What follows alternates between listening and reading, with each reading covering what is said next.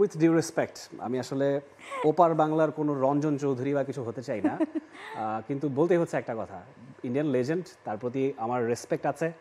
With due respect, Sunil Gavaskar যেসব কথাবার্তা বলছেন আমার মনে হয় না আসলে সেটা একসেপ্ট করার মতো কিছু কিছু ক্ষেত্রে।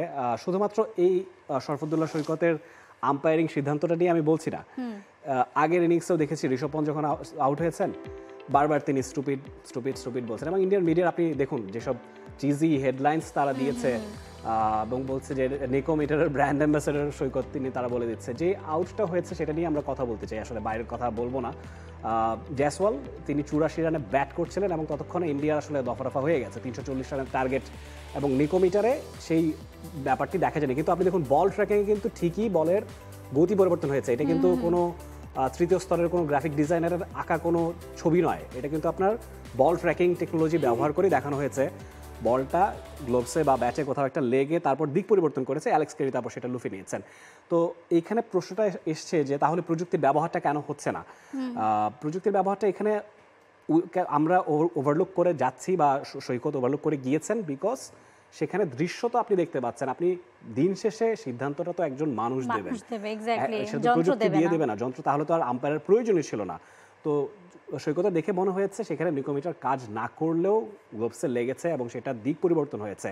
এবং রোহিত শর্মা ক্যাপ্টেন ইন্ডিয়ার তিনি নিজে পোস্ট ম্যাচে এসে বলেছেন, তিনি প্রেস কনফারেন্সে এসে বলেছেন যে আমার কাছে মনে হয়েছে কিছু একটা লেগেছে, আপনি বলটা যেই দিক দিয়ে পাস করছে সেখানে কিছু একটা আর কি আছে এক গ্লোভস আর ব্যাট ছাড়া, সেটা তো তার কোণের উপরের কোথাও নেই বা হেলমেটও ধারে কাছে নেই, তো স্বভাবতই এটা আউট হয়েছে। এবং সেটা রবি শাস্ত্রী এগ্রি করেছেন যে মাথার উপরে চুল ছুঁয়ে গেছে সেটা একটা ব্যাপার, এই জায়গায় তো না, এই জায়গায় তো ওইটাই তো, মানে এই জায়গায় তো ব্যাটার মানে আপনার গ্লাভসের মাঝখানে এখানে তো আর এমন কিছু নেই যে আপনার চুল বা লোম এরকম কোন জায়গায় লেগে মানে সেই আসলে স্পার্কটা হালকা একটা লেগেছে। তো এটা নিয়ে পক্ষে বিপক্ষে ব্যাপক আলোচনা হচ্ছে। ইন্ডিয়াতে যারা আসলে ক্রিকেটটা বোঝেন, যারা ক্রিকেট বিশ্লেষক, যারা প্রপার অ্যানালিস্ট, যারা ওই বায়াস থেকে বের হতে পারছেন, তারা কিন্তু ঠিকই এটা ভারত থেকে দুপক্ষ মানে দুপক্ষ হয়ে গেছে। নিশ্চয়ই আপনি নিশ্চয়ই সুরিন্দর খান্নার কথা নিশ্চয়ই বলতে চাইবেন। হ্যাঁ একদমই তাই, আমরা আসলে দেখেছি যেটা বলছিলাম যে ভারতেও কিন্তু এমন আছে যারা ভারতের পক্ষেও বলছে বিপক্ষেও বলছে, অনেকেই বলছেন যে আসলে এইটা বাংলাদেশের মানে যারা ভুল বলছেন তারা আসলে কেন যেন মানে বাংলাদেশের আম্পায়ার সৈকতকেই আসলে তার দিকে আঙুলটা ওঠাচ্ছেন। এবং আপনি যেটা বলছিলেন আম্পায়ার সৈকত, এবং তিনি বলা হচ্ছে যে গত কয়েক বছরের মধ্যে one of the best umpires in the world. এই ব্যাপারগুলো জানা থাকা উচিত নিশ্চয়ই, যারা আসলে ক্রিকেট নিয়ে গবেষণা করেন, যারা একটু খোঁজ খবর রাখেন, তারা সবাই জানেন যে বাংলাদেশের সৈকত তিনি সারা দুনিয়াব্যাপী আম্পায়ারিং করে বেড়াচ্ছেন, অ্যাশেজে হোক বা এই যে অস্ট্রেলিয়া ইন্ডিয়ার মতো বড় জায়গায় তিনি সুযোগ পেলেন কি করে যদি তিনি কেপেবল না হতেন? নিঃসন্দেহে কেপেবল বলেই তো তিনি সুযোগ পেয়েছেন। এবং যে কন্ট্রোভার্সির শুরুটা হয়েছে সে মানে সেটা শেষ একটা কথাতেই হতে পারে যে আপনার যন্ত্রে মানে যন্ত্রাংশ বা যন্ত্রের ত্রুটি বলে একটা শব্দ আছে, নিশ্চয়ই এমন না যে এটা, এবং মানুষের যেমন ত্রুটি থাকে যন্ত্রেরও তেমন ত্রুটি থাকে, এবং যন্ত্র যখন আপনাকে মানে ফেল করবে আপনাকে সেই ডিসিশনটা দিতে, তখন মানুষ তো তার সিক্সথ সেন্স বা সে একেবারে সাদা চোখে যেটা দেখছে সেটাই মানে প্রকাশ করার চেষ্টা করবে, সেই সিদ্ধান্তটাই দেওয়ার চেষ্টা করবে। এবং সেই সময় কিন্তু আসলে কমেন্ট্রি প্যানেলে যারা ছিলেন তারাও কিন্তু আসলে খুব বেশি ডিনাই করেনি।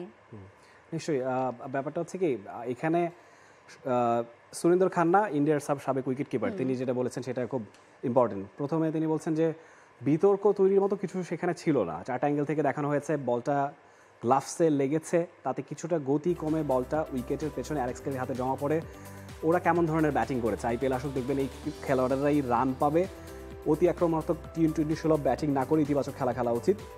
নতুন বছরে ভারতের ভাগ্য পাল্টানোর আশা করছি। এটা নোট ডাউন করার মতো ব্যাপার, যারা সিনিয়র ক্রিকেটার ইন্ডিয়ার বিরাট কোহলি, রোহিত শর্মা বা কেএল রাহুল কেউই কিন্তু ক্লিক করতে পারছে না, পুরো সিরিজ জুড়েই তাদের ব্যর্থতা দেখতে পাচ্ছে। সেটার দিকেই বরং নজর থাকা উচিত। কথা হচ্ছে যদি জয়সওয়াল টিকে থাকতেন ইন্ডিয়া কি ম্যাচটা জিততে পারতো বা ড্র করতে পারতো? ইন্ডিয়ার আসলে প্ল্যানটাই মেইনলি ছিল ড্র করা, কারণ তারা বুঝতে পারছিল যে সেই দিন যতটুকু হাতে বাকি ছিল ওই সময়টাতে 200 রান তখনও তাদের মানে করতে হতো, সম্ভবই ছিল মানে সেটা সম্ভব ছিল। তাদের প্ল্যানই ছিল যে জয়সওয়াল যেহেতু উইকেটে টিকে আছেন, তার মানে উইকেটে টিকে থেকে টেস্টটাকে ড্রয়ের দিকে নিয়ে যাওয়া, যেহেতু টেস্ট চ্যাম্পিয়নশিপ ফাইনালের একটা ব্যাপার রয়েছে খেলার জন্য এবং হারাতে তাদের জন্য সুযোগ অনেকটা কমে গেছে। সো এই জন্য আসলে মানে ভারতের আসলে লেগেছে বেশি বিষয়টা। হ্যাঁ নিশ্চয়ই, এখানে ব্যাপার হচ্ছে 3 ওভার পরে আকাশদীপের উইকেটটা নিয়ে অনেক আলোচনা হয়েছে। তিনি এবং সুরিন্দর খান সেটা নিয়েও বলেছেন। হ্যাঁ, কথা বলেছেন যে আকাশদীপ আউট হওয়ার পর একই কথা বলেছিল, এরা তো মিথ্যাবাদী, আপনাকে আগে সৎ হতে হবে, এরপরই আপনি জিততে শুরু করবেন। হাতে ব্যাট থাকলে বল কানায় লেগেছে কি না সেটি আপনি না বুঝে পারেন কিভাবে। ঘটনা হলো আমরা বাজি খেলেছি, ও হেরেছে। ব্যাপার হচ্ছে যখন রিপ্লেটা হচ্ছে, যখন রিভিউ নেওয়া হয়েছে, জয়সওয়ালের কথা বলছি, এরপর কিন্তু জয়সওয়াল হাঁটা শুরু করে দিয়েছেন। তারপর তার নন স্ট্রাইকার যিনি ছিল ওয়াশিংটন সুন্দর সম্ভবত, তিনি বললেন যে দাঁড়াও দেখে যাও স্নিকোমিটারে লাগে কিনা, কারণ অলরেডি অস্ট্রেলিয়া সেলিব্রেট করতে শুরু করেছে, পুরো মাঠ চিৎকার, কারণ দৃশ্য তো দেখা যাচ্ছে বলটার গতি পরিবর্তন হয়েছে। এখানে প্রযুক্তির প্রশ্নটা কি, আকাশদ্বীপের ক্ষেত্রে যেটা দেখা গেল যে আসলে ব্যাটের কাছ দিয়ে যায়নি, পরবর্তীতে কিন্তু নিকোমিটারে এসেছে, সেখানেও একটা ওই অপটিক্যাল ইলিউশন, এই কথাটা সুনীল গাভাস্কার ব্যবহার করেছেন, সেটাও এক্ষেত্রেও প্রযোজ্য হতে পারে। কিন্তু জয়সওয়ালের ক্ষেত্রে আমার কাছে মনে হয় না ইট ওয়াজ এন অপটিক্যাল ইলিউশন, যেহেতু বল ট্র্যাকিং দৃশ্যতেই সেটা দেখাচ্ছে যে আসলে কি ঘটেছে। আর ওভারঅল এই যে আলোচনাটা, এখানে পক্ষে বিপক্ষে নানান কিছু আসলেও at the end of the day Simon টফেলের কথাটাই আমি মেনে নেব।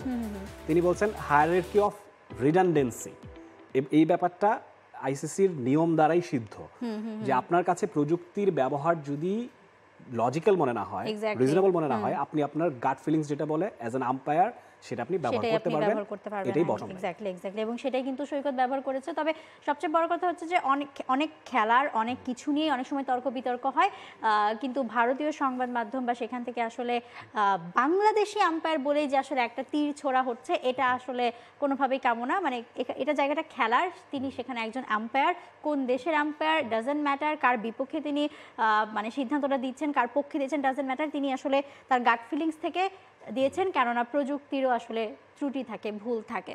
For more updates, subscribe to our YouTube channel and click on the bell icon. Follow us on Facebook and Instagram.